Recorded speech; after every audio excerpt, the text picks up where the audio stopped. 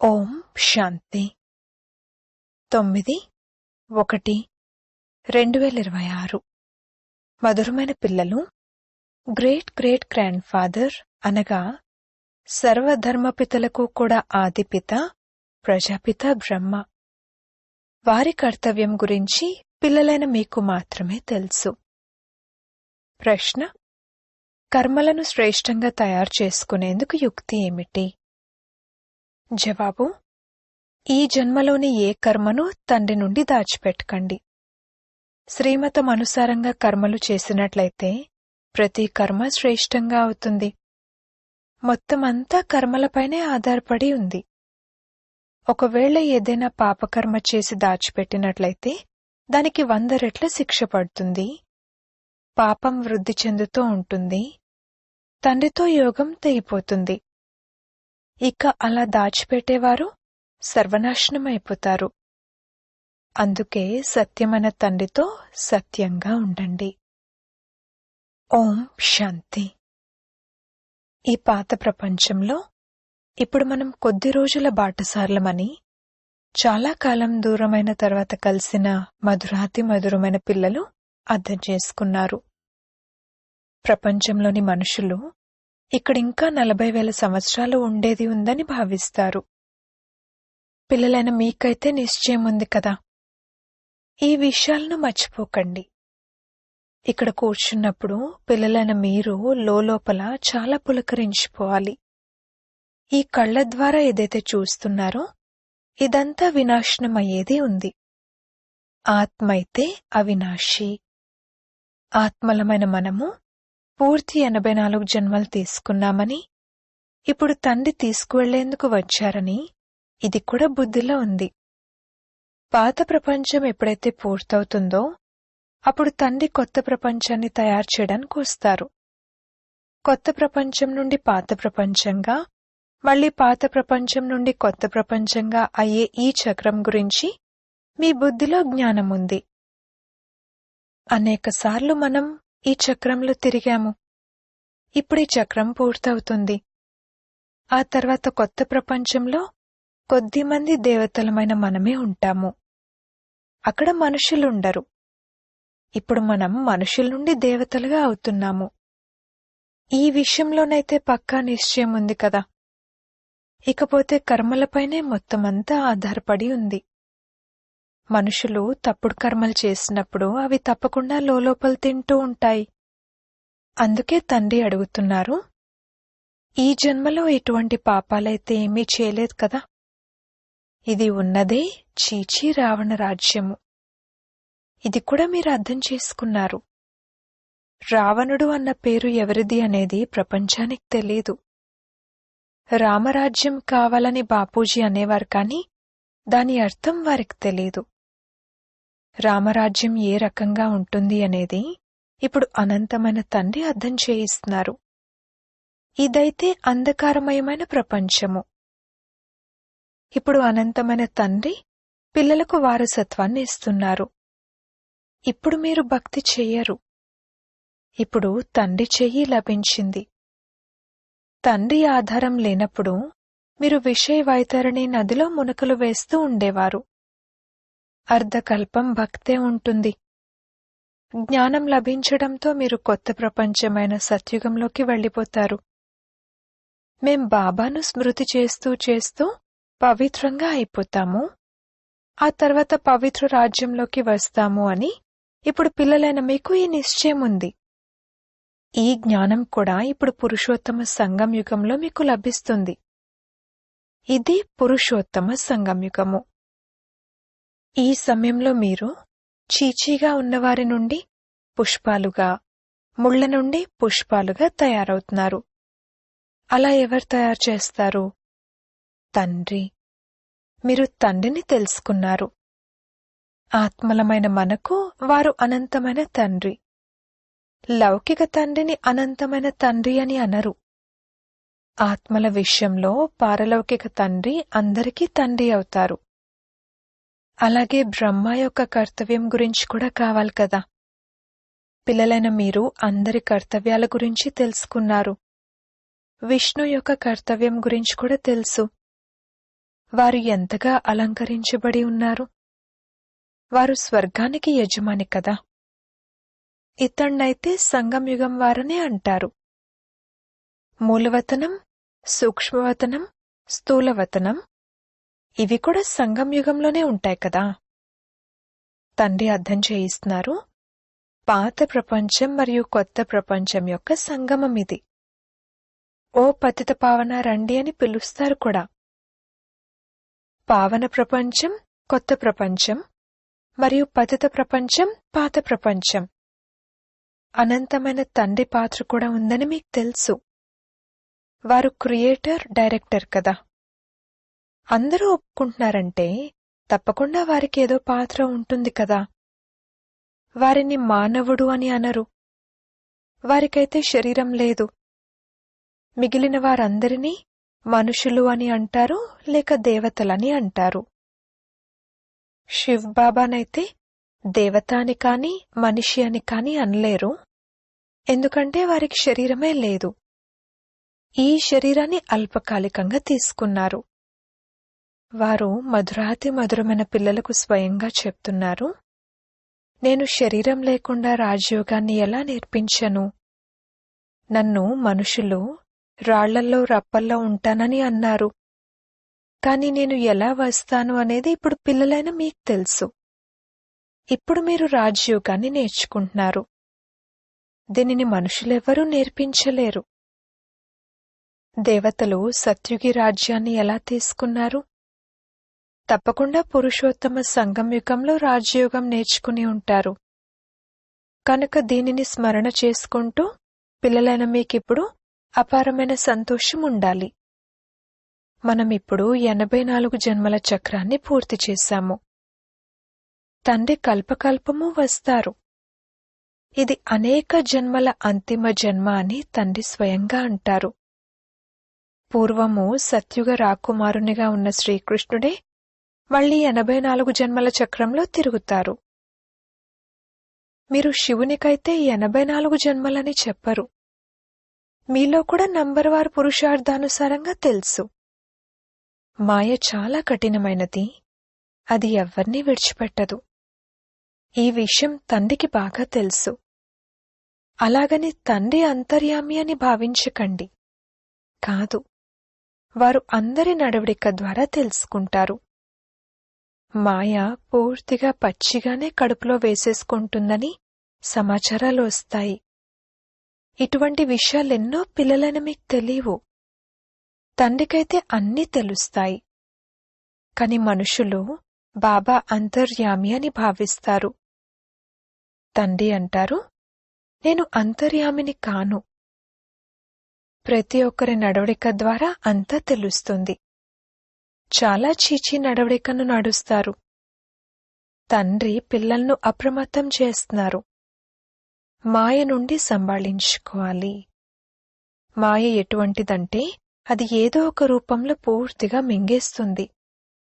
ఆ తర్వాత తండ్రి అర్థం చేయించినా బుద్ధిలో కూర్చోదు. అందుకే పిల్లలు చాలా అప్రమత్తంగా ఉండాలి. కామం మహాశత్రువు. మేం వికారాల్లోకి వెళ్లాము అని కొందరికి తెలియని కూడా తెలియదు. ఇలా కూడా జరుగుతుంది. అందుకే తండ్రి అంటారు, ఏదైనా పొరపాటు మొదలైనవి జరిగినట్లయితే సత్యంగా చెప్పండి. దేనిని దాచిపెట్టకండి. లేదంటే పాపం 100 రెట్లు పెరిగిపోతుంది. అది లోపల తింటూ ఉంటుంది. పూర్తిగా పడిపోతారు. సత్యమైన తండ్రితో పూర్తిగా సత్యంగా ఉండాలి. లేదంటే చాలా చాలా నష్టం కలుగుతుంది. మాయ ఈ సమయంలోనైతే చాలా కఠినంగా ఉంది. ఇది రావణుడి ప్రపంచము. మనం ఈ పాత ప్రపంచాన్ని అసలు స్మృతి ఎందుకు చేయాలి? మనమైతే కొత్త ప్రపంచాన్ని స్మృతి చేయాలి. అక్కడికి ఇప్పుడు వెళ్తున్నాము. తండ్రి కొత్త ఇంటిని నిర్మించేటప్పుడు మా కోసం కొత్తిల్లు తయారవుతుందని పిల్లలు భావిస్తారు కదా. ఆ సంతోషం ఉంటుంది. ఇదేమో అనంతమైన విషయము. మన కోసం కొత్త ప్రపంచమైన స్వర్గం తయారవుతుంది. స్వర్గంలో నివసించేందుకు తప్పకుండా ఇళ్లు కూడా ఉంటాయి. ఇప్పుడు మనం కొత్త ప్రపంచంలోకి వెళ్ళబోతున్నాము. ఎంతగా తండ్రిని స్మృతి చేస్తారో అంతగా సుందరమైన పుష్పాలుగా అవుతారు. మనం వికారాలకు వశమై ముళ్ళలా అయిపోయాము. మాయ సగం మందినైతే పూర్తిగా తినేస్తుందని బాబాకు తెలుసు. ఎవరైతే రారో వారు మాయకు వశమైపోయినట్లే కదా అని మీరు కూడా అర్థం చేసుకుంటారు. తండ్రి వద్దకైతే రారు. ఈ విధంగా మాయ చాలామందిని మింగేస్తుంది. మేమిలా చేస్తాము, ఇది చేస్తాము, మేము యజ్ఞం కోసం ప్రాణాలు ఇవ్వడానికి సిద్ధంగా ఉన్నాము అని చాలా మంచి మంచి మాటలు చెప్తారు. నేడు వారు లేరు. మీ యుద్ధం మాయతో. మాయతో యుద్ధం ఎలా జరుగుతుంది అనేది ప్రపంచంలోని వారికెవ్వరికీ తెలీదు. ఇప్పుడు పిల్లలైన మీకు తండ్రి జ్ఞానమనే 3వ నేత్రాన్ని ఇచ్చారు. దాని ద్వారా మీరు అంధకారం నుండి ప్రకాశంలోకి వచ్చేశారు. ఆత్మకే ఈ జ్ఞాన నేత్రాన్ని ఇస్తారు. అందుకే తండ్రి అంటున్నారు, స్వయాన్ని ఆత్మగా భావించండి, అనంతమైన తండ్రిని స్మృతి చేయండి. భక్తిలో మీరు స్మృతి చేసేవారు కదా. మీరొస్తే మేం బలిహారం అయిపోతాము అని అనేవారు కూడా. మరి ఎలా బలిహారం అవుతారు? ఇది తెలీదు. ఏ విధంగా మనం ఆత్మలమో అదే విధంగా బాబా కూడా ఆత్మనేనని ఇప్పుడు మీరు అర్థం చేసుకున్నారు. తండ్రిది అలౌకిక జన్మ. పిల్లలైన మిమ్మల్ని ఎంత బాగా చదివిస్తారు. ఎవరైతే కల్పకల్పమో మాకు తండ్రిగా అవుతారో వీరు ఆ తండ్రేనని మీరు స్వయం అంటారు. మనం కూడా బాబా బాబా అని అంటాము. బాబా కూడా పిల్లలు పిల్లలు అని అంటారు. వారే టీచర్ రూపంలో రాజయోగాన్ని నేర్పిస్తారు. ఇతరులెవ్వరూ రాజయోగాన్ని నేర్పించలేరు. విశ్వానికి మిమ్మల్ని యజమానులుగా తయారు చేస్తున్నారు కావున ఇటువంటి తండ్రికి చెందినవారుగా అయ్యి ఆ టీచర్ యొక్క శిక్షణ కూడా తీసుకోవాలి కదా. సంతోషంలో పులకరించిపోవాలి. ఒకవేళ చీచీగా అయినట్లయితే ఇక మళ్ళీ ఆ సంతోషం రాదు. మీరు ఎంతగా తలబాదుకున్నా కాని వారు మన జాతి సోదరులు కానట్లే. ఇక్కడ మనుషులకు ఎన్ని ఇంటి పేర్లుంటాయి? మీ ఇంటి పేరు చూడండి ఎంత పెద్దది. వీరు అందరికన్నా ఉన్నతమైన గ్రేట్ గ్రేట్ గ్రాండ్ ఫాదర్ అయిన బ్రహ్మ. వీరి గురించి ఎవరికీ తెలియనే తెలియదు. శివ్ బాబానైతే సర్వవ్యాపి అనేశారు. బ్రహ్మ గురించి కూడా ఎవరికీ తెలీదు. బ్రహ్మ విష్ణు శంకర్ల చిత్రాలు కూడా ఉన్నాయి. బ్రహ్మను సూక్ష్మవతనంలో చూపించారు. వారి జీవిత చరిత్రను గురించి ఏమీ తెలీదు. సూక్ష్మవతనంలో బ్రహ్మను చూపిస్తారు. మరి ప్రజాపిత బ్రహ్మ ఎక్కడి నుండొస్తారు? అక్కడ పిల్లలను దత్తత తీసుకుంటారా ఏమిటి? ఇదెవరికీ తెలీదు. ప్రజాపిత బ్రహ్మ అని అంటారు కాని వారి జీవిత చరిత్రను గురించి తెలీదు. ఇది నా రథమని బాబా అర్థం చేయించారు. అనేక జన్మల అంతిమంలో నేను ఈ ఆధారాన్ని తీసుకున్నాను. ఇది పురుషోత్తమ సంగం యుగం యొక్క గీతా అధ్యాయము. పవిత్రత కూడా ముఖ్యమైనది. పతితం నుండి పావనంగా ఎలా అవ్వాలి అనేది ప్రపంచంలో ఎవ్వరికీ తెలీదు.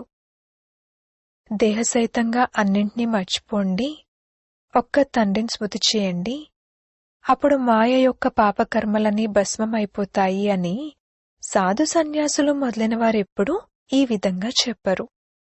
ఏ గురువు ఎప్పుడూ ఈ విధంగా చెప్పలేరు. వీరు బ్రహ్మగా ఎలా అవుతారు అనేది తండ్రి అర్థం చేయిస్తారు. బాల్యంలో వీరు ఒక పల్లెటూరి బాలుడిగా ఉండేవారు.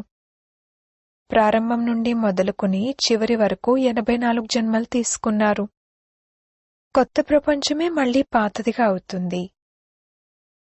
ఇప్పుడు పిల్లలైన మీ బుద్ధి తాళం తెరుచుకుంది. మీరు అర్థం చేసుకోగలరు, ధారణ చేయగలరు. ఇప్పుడు మీరు వివేకవంతులుగా అయ్యారు. పూర్వం బుద్ధిహీనులుగా ఉండేవారు. ఈ లక్ష్మీనారాయణలు వివేకవంతులు మరియు ఇక్కడ బుద్ధిహీనులున్నారు. ఎదురుగా చూడండి, వీరు స్వర్గానికి యజమానులుగా ఉన్నారు కదా. శ్రీకృష్ణుడు స్వర్గానికి యజమానిగా ఉండేవారు. ఆ తర్వాత పల్లెటూరి బాలుడిగా అయ్యారు. పిల్లలైన మీరు ఈ విషయాలను ధారణ చేసి ఆ తర్వాత పవిత్రంగా కూడా తప్పకుండా అవ్వాలి. ముఖ్యమైనది పవిత్రత యొక్క విషయమే. బాబా, మాయ మమ్మల్ని పడేసింది, కళ్ళు వికారిగా అయిపోయాయని రాస్తారు కూడా. తండ్రి అంటారు, స్వయాన్ని ఆత్మగా భావించండి. ఇప్పుడిక ఇంటికి వెళ్ళాలి, తండ్రిని స్మృతి చేయాలి. కొద్ది సమయం శరీర నిర్వహణ కోసం కర్మలు చేసి ఇక మనం వెళ్ళిపోతాము. ఈ పాత ప్రపంచ వినాశనం కోసం యుద్ధం కూడా జరుగుతుంది. అది ఎలా జరుగుతుంది అనేది కూడా మీరు చూడండి. మనం దేవతలుగా అవుతున్నాం కావున మనకు కొత్త ప్రపంచం కూడా కావాలి. అందుకే వినాశనం తప్పకుండా జరుగుతుంది అని బుద్ధి ద్వారా అర్థం చేసుకుంటారు. మనం శ్రీమతం ఆధారంగా మన కొత్త ప్రపంచాన్ని స్థాపన చేసుకుంటున్నాము. తండ్రి అంటారు, నేను మీ సేవలో ఉపస్థితుడిని అవుతాను. మీరొచ్చి పతితులైన మమ్మల్ని పావనంగా తయారు చేయండి అని మీరు డిమాండ్ చేశారు. కావున మీరు పిలవడంతో నేను వచ్చాను. మీకు చాలా సహజమైన మార్గాన్ని తెలియజేస్తాను. మన్మనాభవ. ఇది భగవాను వాచా కదా. కేవలం శ్రీకృష్ణుని పేరును వేసేశారు. తండ్రి తర్వాత శ్రీకృష్ణుడు. తండ్రి పరంధామానికి యజమాని, శ్రీకృష్ణుడు విశ్వానికి యజమాని. సూక్ష్మవతనంలోనైతే అసలేమీ ఉండదు. అందరిలోనూ నంబర్ 1 అయినవారు శ్రీకృష్ణుడు. వారిని చాలా ప్రేమిస్తారు. మిగిలిన వారంతా వెనకొచ్చిన వారే. స్వర్గంలోకైతే అందరూ వెళ్లలేరు. అందుకే మధురాతి మధురమైన పిల్లలకు అపారమైన సంతోషం ఉండాలి. కృత్రిమమైన సంతోషం నడవదు. బయట్నుండి రకరకాల పిల్లలు బాబా వద్దకు వచ్చేవారు. కొందరు పవిత్రంగా ఉండేవారు కాదు. వికారాల్లోకి వెళ్తున్నప్పుడు మరి నీవు అసలు ఇక్కడికెందుకు వస్తున్నావు అని బాబా అర్థం చేయించేవారు. అప్పుడు వారు, ఏం చేయను, రాకుండా ఉండలేను, నేను రోజూ వస్తాను, ఎప్పుడు ఏ బాణం తగులుతుందో తెలీదు, మీరు తప్ప ఇంకెవరు సద్గతినిస్తారు, ఇలా అంటూ వచ్చి కూర్చుండిపోయేవారు. మాయ చాలా శక్తివంతమైనది. బాబా మమ్మల్ని పతితం నుండి పావనంగా పుష్పాలుగా తయారు చేస్తున్నారని నిశ్చయం కూడా ఉంటుంది. కాని ఏం చేయాలి? ఎంతైనా సత్యమైతే చెప్పేవాడు కదా. ఇప్పుడు తప్పకుండా అతను బాగుపడుంటాడు. వీరి ద్వారానే నేను బాగుపడతాను అని అతనికి నిశ్చయం ఉండేది. ఈ సమయంలో ఎంతమంది పాత్రధారులున్నారు? ఒకరి ముఖ కవళికలు మరొకరితో కలవవు. మళ్లీ కల్పం తర్వాత అవే ముఖ కవళికలతో పాత్రను రిపీట్ చేస్తారు. ఆత్మలందరూ అయితే ఫిక్స్ కదా.